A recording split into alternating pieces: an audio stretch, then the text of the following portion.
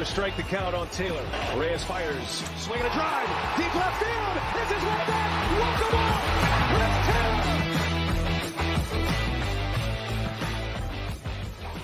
What's up, everyone? Welcome into DodgerHeads Live, presented by DodgerBlue.com, part of the Blue Wire Podcast Network. My name is Jeff Spiegel, joined today by Anthony Witrado. The Dodger game's not even over. There is a chance Ohtani comes up again, but history was made and then made again and then seemingly made again by Shohei Ohtani. So we've got a special edition of DodgerHeads Live for you. Ohtani establishes the 50-50 club, then establishes the 51-51 club. Anthony, I don't have words for what I'm watching. Yes, it's historic, but it's somehow that even feels not significant enough. I mean, I'm watching the replay right now. I have the game on. They lined out, by the way. He won't hit again. Okay. They just showed the replay of the third home run. I mean, just batting practice. It's unreal, man. And the crowd in Miami, like on their feet. That's just what a moment. You know. It would have been awesome to see that at Dodger Stadium, right? I mean, the place would have just absolutely fallen apart probably, but to see him get that appreciation on the road is pretty cool also. Yeah, I think there's actually something cool about like just it feels more natural and organic to have it happen in a game where not everybody was necessarily expecting it. There wasn't all this fanfare and sort of like build up to it. It was kind of, well, he was 2 home runs and 2 steals away or 1 steal away going into this. And then all of a sudden it's like, 3 home runs, 2 steals later, here we are. Well, I mean, I was thinking like, man, maybe me and Jeff will get it on Friday night. That would be cool. And it's like, I'm going to hit 2 more for you today.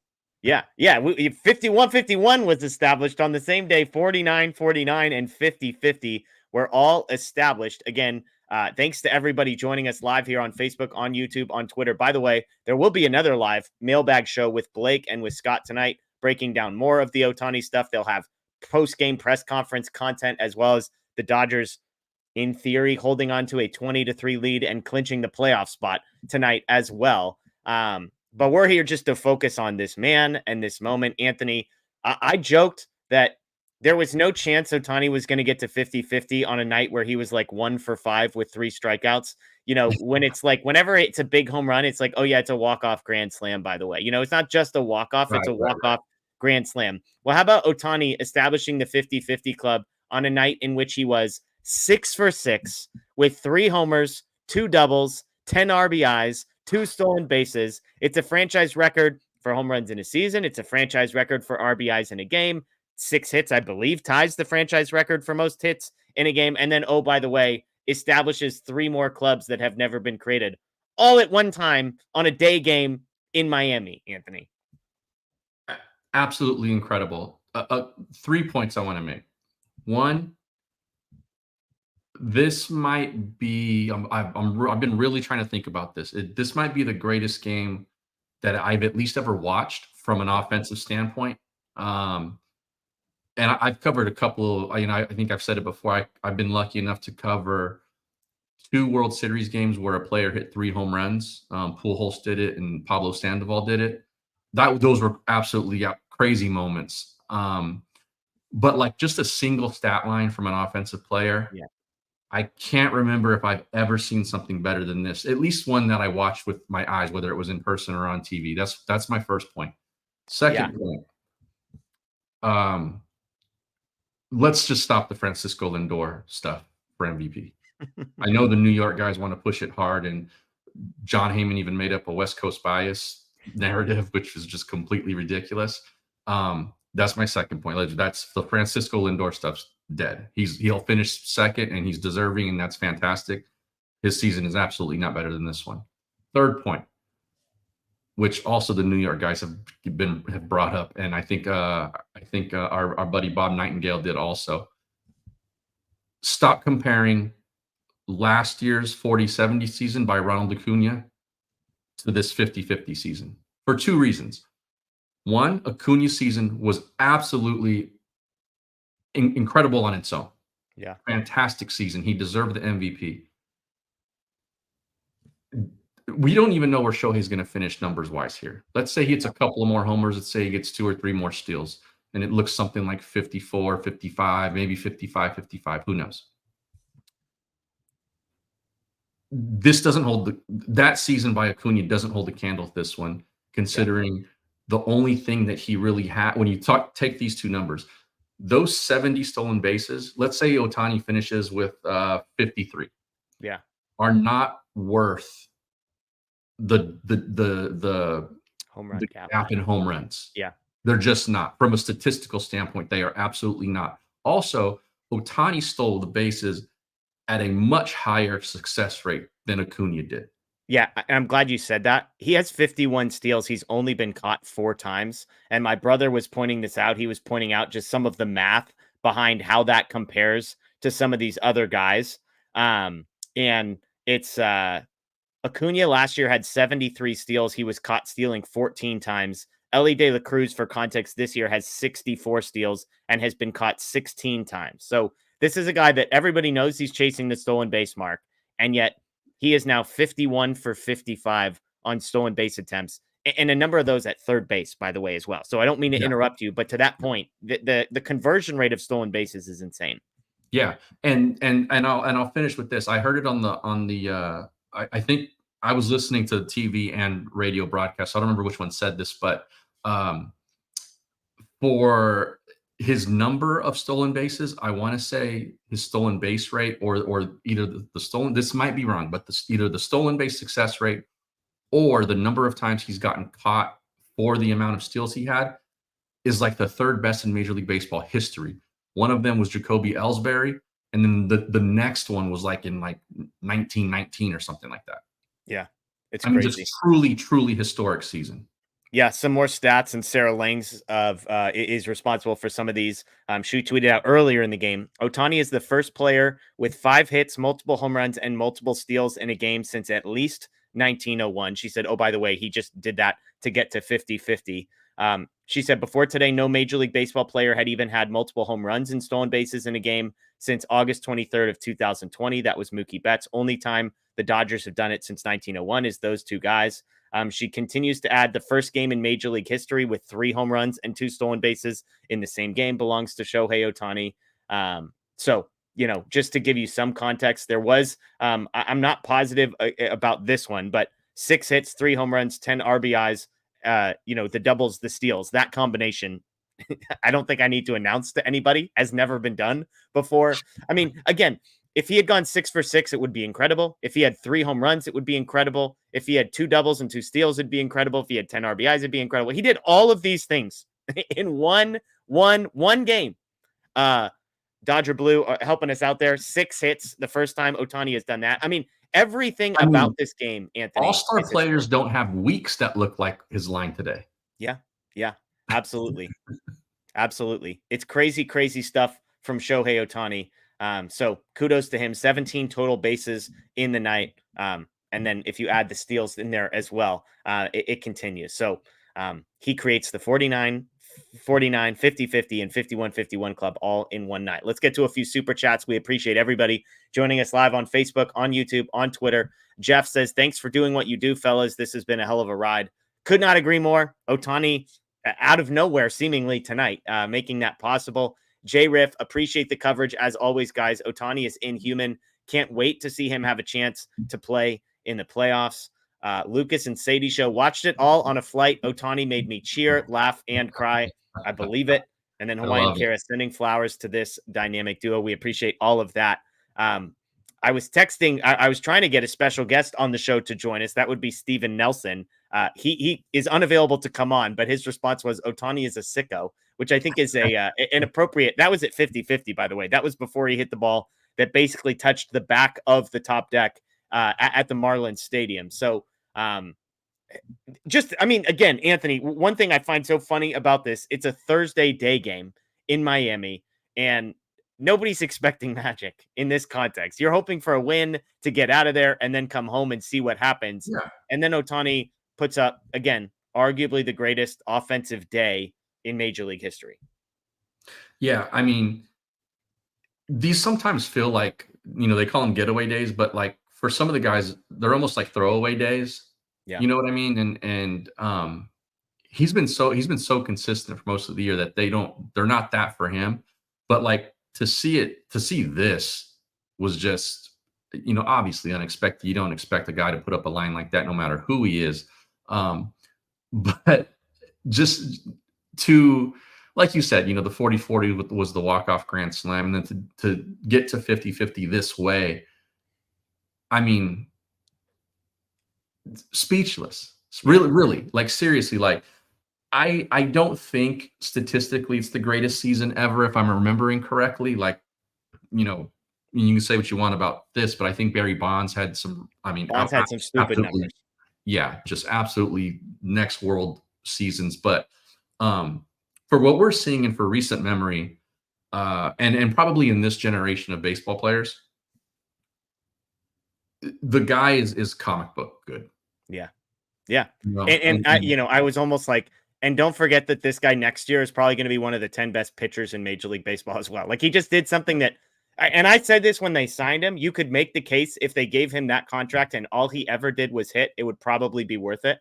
And yet you have to remind yourself that he's also, oh, by the way, one of the best pitchers in Major League Baseball as well. So comic book good is a good line by you on that one. We got another super chat here from Grayson. Ohtani needs 9 home runs and 9 steals with 9 games left, 66-60 season, because why the hell not? He is him. Where did you say? You said 53 is the number you think that this one lands on, or did you say 54? I was just throwing stuff out there just to say, but if I had to guess now, so 9 games left. And keep in mind, there's a chance that the last few games are not meaningful ones. Right, for sure. So I will say, what's the number right now? 52, 51? He's 51, 51. 51, 51. I'll say 53, 54. 53 home runs, 54 stolen bases. I think that's what he'll finish with. And probably there's a little foot off the gas toward the end. Yeah. I'm with you. I think 53 is kind of where I'm going to guess. I said 51 prior to today, so I'm going to amend my guess to account for the fact that he has 9 games to go. I mean, I imagine there will be a little bit of an exhale, which I think is going to be good for the Dodgers, by the way, that there wasn't this extended buildup to this. He kind of just got it done in one day, so it wasn't this added stress, this added pressure. He can kind of take a deep breath, settle in over the next 9 days. I'm guessing, depending on how that Padres series goes, he might have a couple days off towards the end of the year as well. So I'll go 53. I'm curious from the chat. Some people are throwing yours in there. Give me your predictions for Ohtani. Grayson saying 60-60 for why the hell not? I'm going 53. You're saying, what did you say? 54-55? 54-55. Yeah. Okay. Let's see. I mean, Grayson makes a good point. Like, after what you saw today, like, why the hell not have a 60-60 tracker? He only needs 3 more days like today, Anthony, and he would be there. He gets 9 chances to do this 3 more times. The Rockies were right. I saw a story today where they were asked about, you got 6 games left. The Dodgers, Ohtani's running for 50-50. What do you think? And they said, not against us. Won't happen against us. They were right. Yeah. We've got 58-58 is a prediction here. Dirk Diggler says, you all know how baseball likes round numbers, 55-55. Duff Time, 53-55. Iris, 55-55. Lots of 55-55. The 55 number would be cool because there would be a whole lot of nicknames like Buck, the 2, the 4 nickels, man. Yeah. 55-60. There we go. 55-55. Some more of those. Blake was one of the people. I think he came up with it, or at least came up with it by himself. But the Shohei with a 5 for the S and a 0 for the O, it's a clean look. Yes. You get the 50, and I think we can stick with that. I know we're at 51-51. It's going to go higher from here, but I like that. That's a good look. Zenobal says 70-70. That would be, I'm going to be honest, that would be impressive. Metal Yellow says 51-51 today, 54-58. My thing, Anthony, and 56-67, just a million steals from here on out. 58-59, 54-60. I just wonder at some point he's probably going to stop running, right? Like 50-50 was the number. The steals are where you risk things. Yeah. That's where you've got to slide. All sorts of things could go wrong. So I was saying I thought 50 steals was going to be the easy half of that portion, which he did get first. I just don't know how much higher the steals number is going to go simply for the purposes of risk avoidance. And I'm with you. To finish off your point, I'm with you. He is probably going to stop running as much. And he'll probably still run a bit, but he's going to slow it down. I think the Dodgers probably going to have a talk with them, like, hey, we got there. Let's pump the brakes there a little bit. The home run stuff, if I know there was some stuff about there, maybe he's extending the zone a little bit. Me and Matt talked about it on Tuesday. And is he chasing a little bit? Is he pressing a little bit? If he happens to if he was, and he happens to relax a bit and is going to force guys to throw him strikes, and he's going to start hitting strikes, I mean, that home run total could creep up in a hurry, faster than we're expecting. But, I think that for him, when he hit 50, it did look like a bit of relief, right? Obviously he knew where he stood. He knew what the number was when he got into the box there, obviously. And,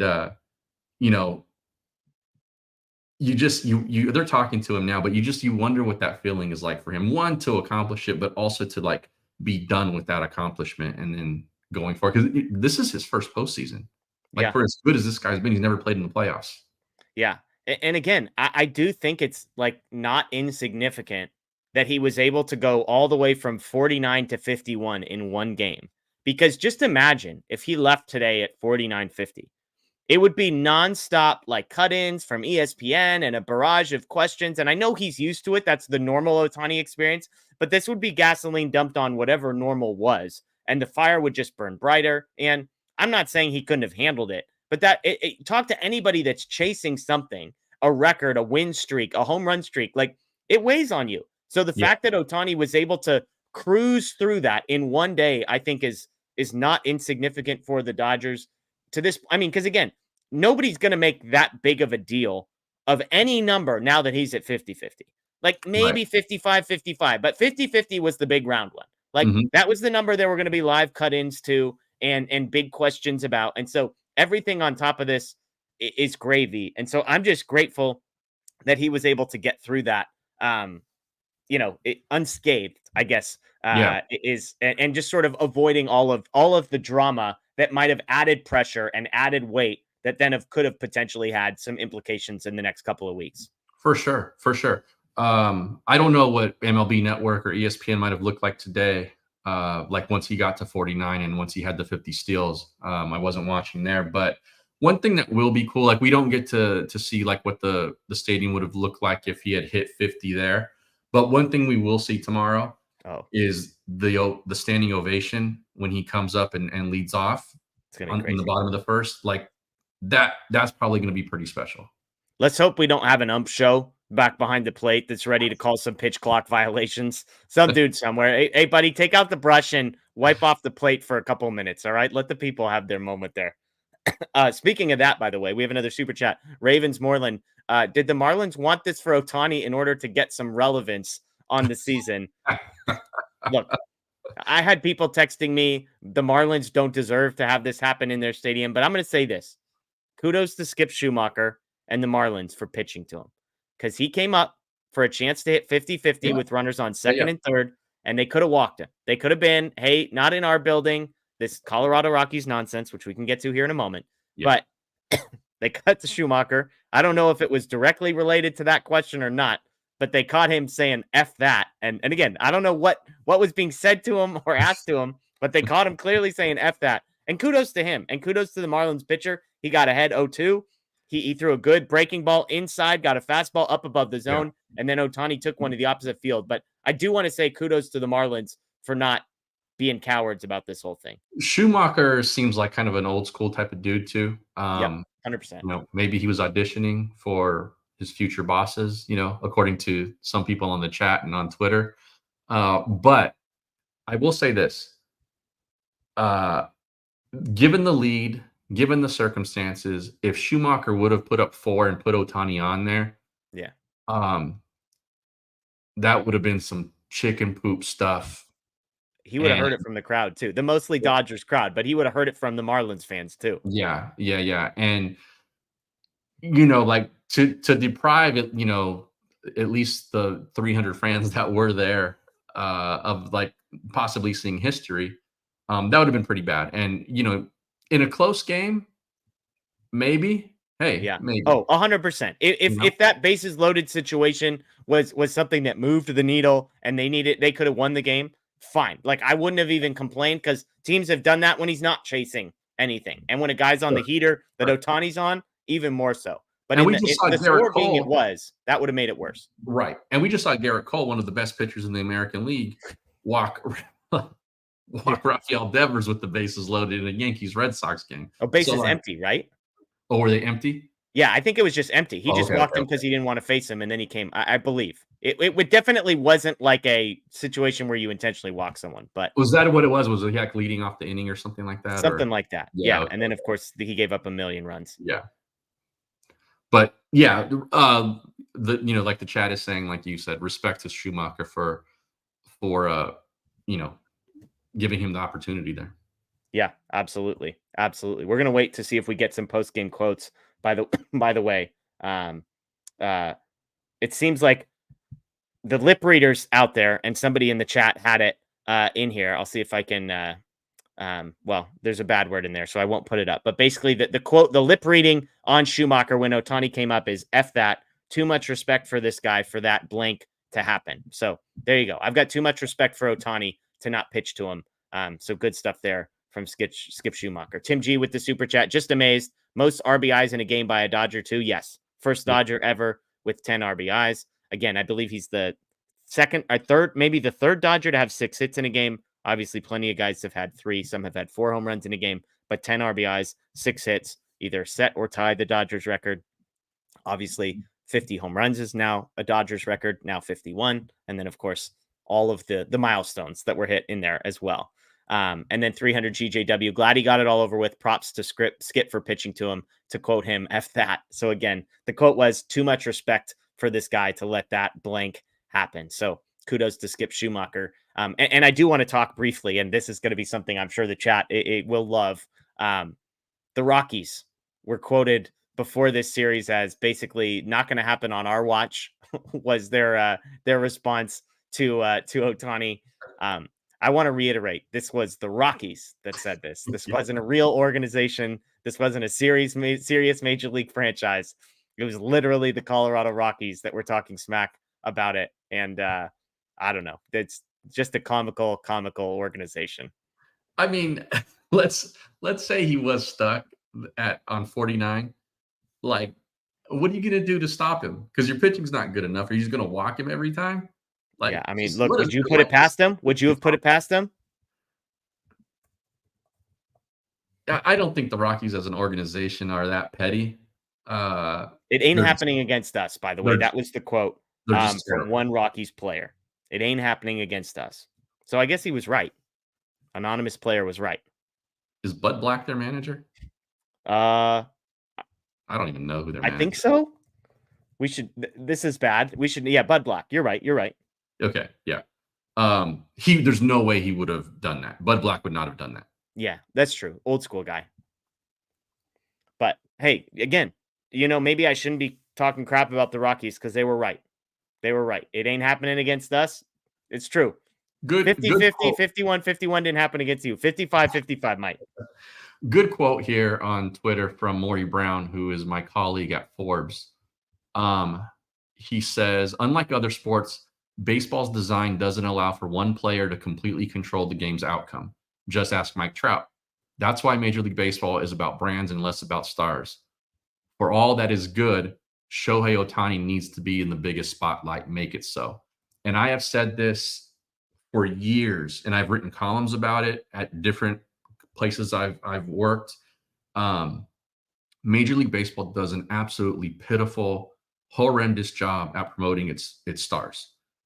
Obviously, Ohtani is in a different boat when it comes to his star in Japan, but here, baseball needs to go all out to make this guy the face of baseball. And they have a ton of other guys, right? Too, like Acuna, Ellie De La Cruz is one of the young ones. There's a bunch of different guys. Obviously, Aaron Judge, but like,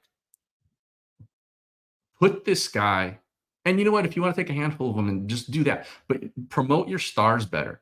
Yeah. Promote your stars better. And this kind of season, the way he's done it, like, if this were the NFL or if this were the NBA, if this were Premier League soccer or something like that, and their best player did something historic in this fashion, I mean, you'd be talking about it for a week and it would lead every talk radio show, every sports center, everything in sports. Yeah. We hope that happens with baseball. And, baseball's a different beast, played every day. I get that part of it. But please promote this guy. It's his first October. He should be the first face you see in all these promos going forward. Yeah, I'm with you. Ohtani starting to speak, by the way. I just wanted to get it over with, was his first quote through his interpreter. Joel Embiid, by the way, tweeted, "Yep, Ohtani is the GOAT." So we've got that going for us tonight, Anthony. Embiid says he's the GOAT. And I do want to clean something up that I see some people in the chat mentioning. We were talking about all the historic things of Ohtani's day today.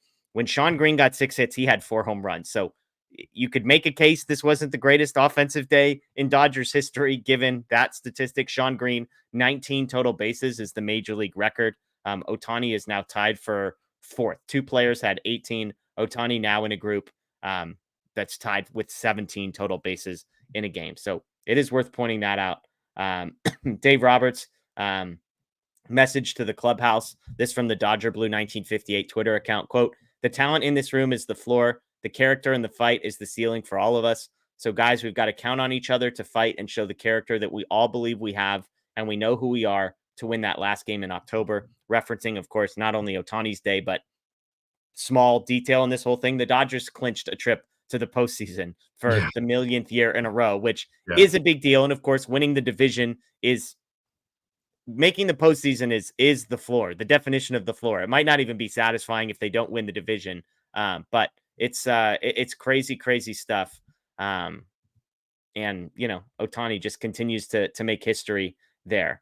So again, Ohtani, your thoughts on Ohtani just saying, "Hey, I just wanted to get this over with." Yeah, he looked like it. It looked like it after he hit that home run. He crossed the plate, and everybody came out to congratulate him. It looked like relief. Like I think he looked at the first guy with whoever that was. It might have been Mookie with just okay, we're there now. That kind of thing. So I can't even imagine going through something like that as the person it's happening to, and how you might press or how you might stress or how you might have any anxiety about it or anything like that. Right. And even though he does seem like such a cool guy, collected guy on the outside, I'm sure that was on his mind a whole ton in the last couple of weeks. With the clock ticking and the games winding down. So today was almost like he just decided, you know what, I'm going to do it today. I'm just going to go get it today. Yeah. That's the kind of grasp that he had on this game today. Just simply incredible. I said it, right before we kind of started this thing when everybody was in the comments already. We're going to remember where we were when this happened for a very long time. We're going to remember where we were.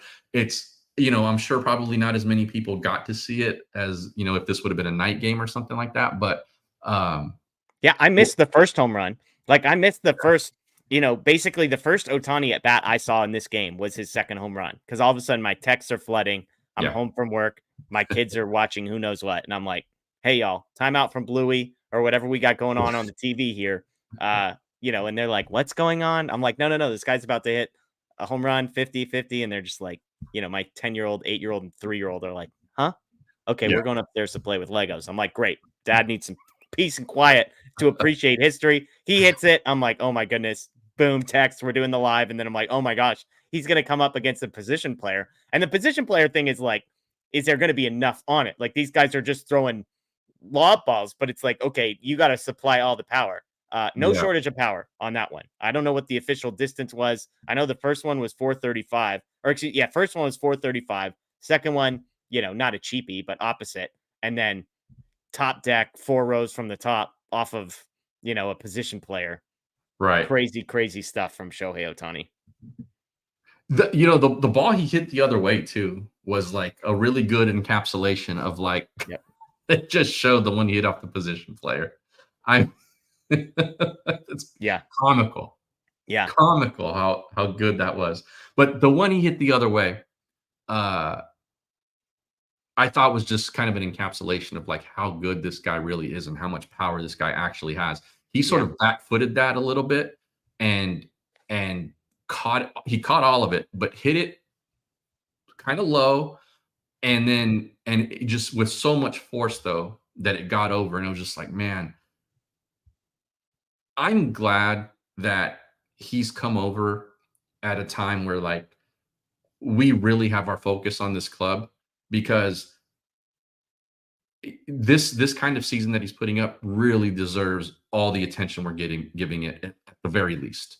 Yeah. And it's always tough. Like when Kirk Gibson hit the home run, it's one of my very earliest sports memories. But like I was still a little kid. Like I was younger than your kid.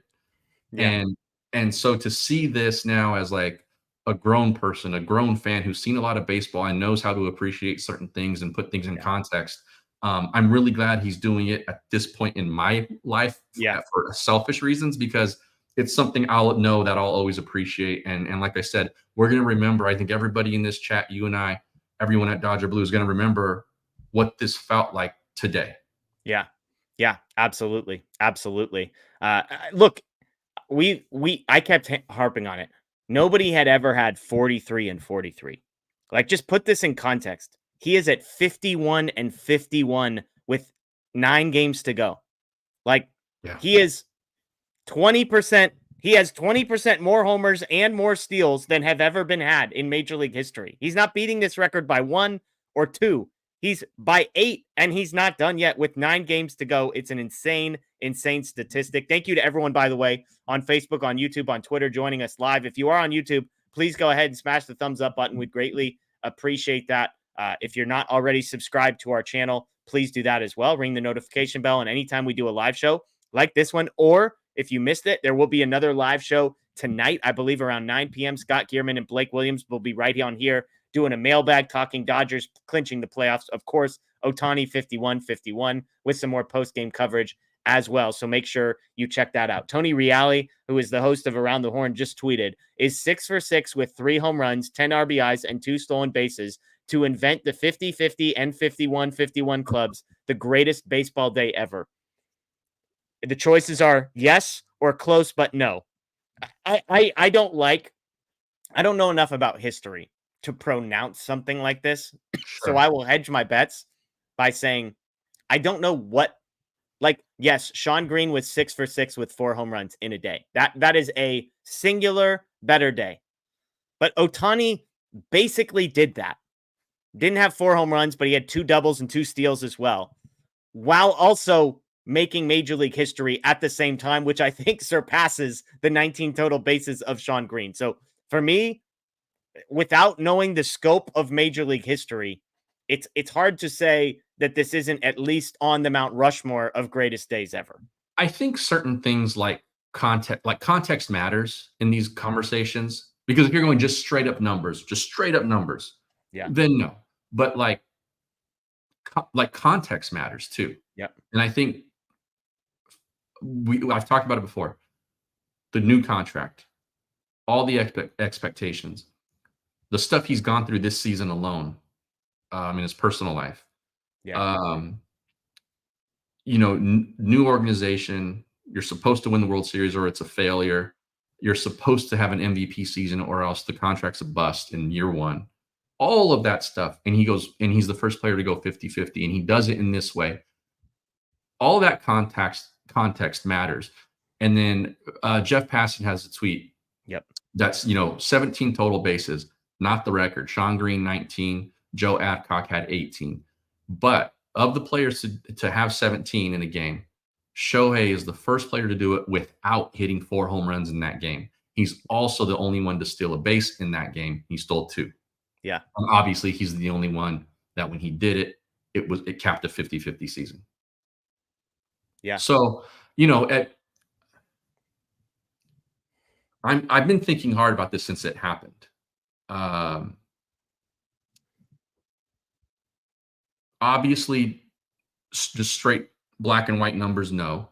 But I think given the context for a regular season, and I'll say regular season because, again, context matters. And so the games in the World Series and all of that kind of stuff. this probably is the most impressive, best offensive performance in a regular season game, at least that I've ever seen. And from what I can tell and the stuff that I've been looking at so far, ever. Yeah. Yeah, absolutely. We were joking about the walk-off grand slam to get to 40-40. How about a 6-for-6 3-home run day with 2 steals to get to 50-50 and then 51-51? Let's take one more question here from Laura and then we'll bow out. Laura asks, I wonder if he got the ball back. Is 51-51 worth more? My guess, Anthony, is that the most expensive ball is going to be the last one that he hits, and the second most expensive ball is going to be the 50-50 ball. That would be my guess. Do you like what's your read on? So if 51-51 is the last one he hits, then great. You're holding millions of dollars. I believe the estimation that I saw was 7 figures. So we're talking millions for the 50-50 ball. But if he gets a 53-53, I would imagine home run 53 and home run 50 are the 2 most expensive balls in that order, would be my guess. Yeah. Just because 50 sounds round. I mean, I know that doesn't logically make sense because they're like, well, 51 is sure. furthering the record, but 50-50 is like kind of the milestone again. For sure.